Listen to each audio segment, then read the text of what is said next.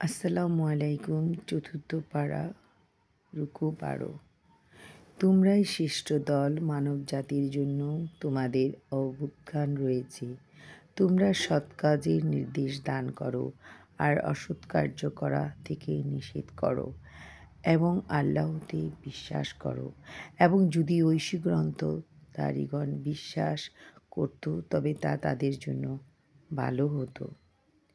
তাদের মধ্যে বিশ্বাসী আছে, কিন্তু তাদের অধিকাংশ সত্যত্যাগী। সামান্য ক্লেশ দেওয়া ছাড়া তারা তোমাদের কোনো ক্ষতি করতে পারবে না। যদি তারা তোমাদের সাথে যুদ্ধ করে তবে তারা পৃষ্ঠপ্রদর্শন করবে, তখন তারা সাহায্যপ্রাপ্ত হবে না। আল্লাহর প্রতিশ্রুতি ও মানুষের প্রতিশ্রুতির বাইরে যেখানেই তাদের পাওয়া গেছে সেখানেই তারা লাঞ্ছনাগ্রস্ত হয়েছে। তারা আল্লাহর ক্রোধের পাত্র হয়েছে এবং দারিদ্র্যগ্রস্ত হয়েছে, এই জন্য যে তারা আল্লাহর নির্দেশসমূহ অস্বীকার করত এবং অন্যায় রূপে নবীগণকে হত্যা করত। এই কারণে যে তারা অবাধ্য হয়েছিল এবং সীমালঙ্ঘন করেছিল, তারা সকলেই একরকম নয়। ঐশী গ্রন্থ দারীদের মধ্যে একদল আছে অবিচলিত। তারা রাতকালে নামাজে রত অবস্থায় আল্লাহর আয়াত পাঠ করে। তারা আল্লাহ ও শেষ দিনে বিশ্বাস করে, সৎ কাজের নির্দেশ দেয় আর অসৎ কাজ করা থেকে নিষেধ করে, এবং তারা সৎ কার্যে প্রতিযোগিতা করে। তারাই সজ্জনদের অন্তর্ভুক্ত, এবং যা কিছু তারা উত্তম কাজ করেছে তার প্রতিদান থেকে তাদের কখনো বঞ্চিত করা হবে না। বস্তুত আল্লাহ সাবধানীদের সম্বন্ধে অবহিত।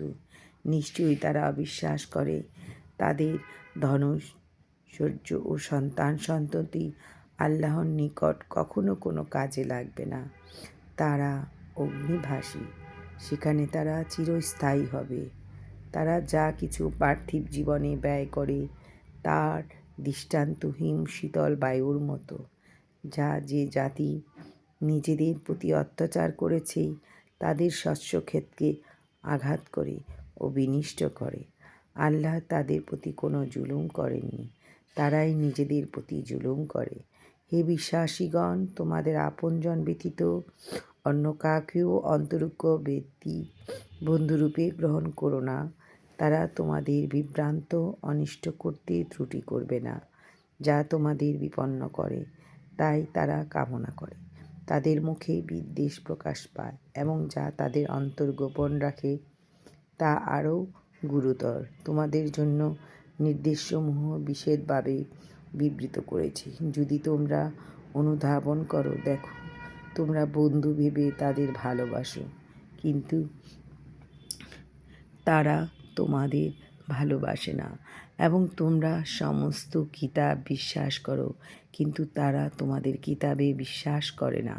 এবং যখন তারা তোমাদের সংস্পর্শে আসে তখন তারা বলে, আমরা বিশ্বাস করি, কিন্তু যখন তারা একা হয় তখন তোমাদের প্রতি আক্রোশে তারা নিজেদের আঙ্গুল দাঁতে কাটে, বলে আক্রোশই তোমরা মরো। নিশ্চয়ই আল্লাহ অন্তরে যা রয়েছে সে সম্বন্ধে সবিশেষ অবহিত। যদি তোমাদের কোনো মঙ্গল হয় তারা দুঃখিত হয়, আর তোমাদের অমঙ্গল হলে তারা আনন্দিত হয়।